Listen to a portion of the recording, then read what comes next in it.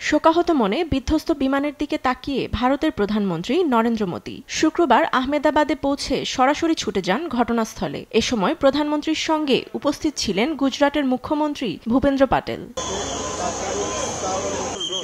সার্বিক পরিস্থিতি পরিদর্শনের পর ক্ষয়ক্ষতি নিয়ে সংশ্লিষ্ট কর্মকর্তাদের সঙ্গে কথা বলেন নরেন্দ্র মোদী। ঘটনাস্থল থেকে ছুটে যান হাসপাতালে, কথা বলেন আহতদের সঙ্গে। সেখানে সৃষ্টি হয় হৃদয়বিদারক মুহূর্তের। এ সময় তিনি দেখা করেন দুর্ঘটনায় বেঁচে যাওয়া একমাত্র ব্যক্তির সঙ্গেও।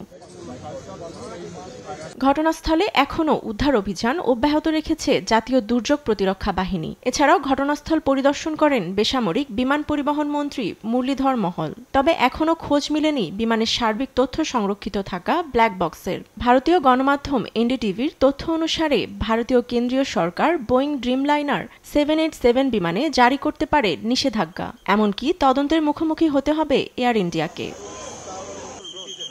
মার্কিন ফেডারেল এভিয়েশন অ্যাডমিনিস্ট্রেশন প্রধান ক্রিস রোচেলো সংবাদ সম্মেলনে বলেন, বোয়িং 787 বন্ধ করার মতো কোনো তাৎক্ষণিক তথ্য পাননি। সেই সঙ্গে মার্কিন পরিবহন সচিব শন ডাফি জানান, তদন্তের অংশ হিসেবে তথ্য পর্যালোচনা করছেন। ভারতের ঘটনায় আমরা গভীরভাবে শোকাহত। নিরাপত্তা সবকিছুর ঊর্ধ্বে। আমরা জাতীয় পরিবহন সুরক্ষা বোর্ডের সঙ্গে কাজ করছি ঘটনার তদন্ত করতে। এছাড়া ভারতে FAA তদন্তকারীদের মোতায়েন করা হয়েছে। তদন্ত অব্যাহত রাখতে আমাদের পূর্ণ সমর্থন থাকবে।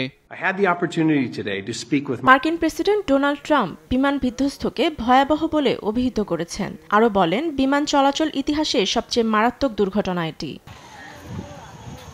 ফাতেমা তাসনিম, নিউজ ডেস্ক, দেশ টিভি।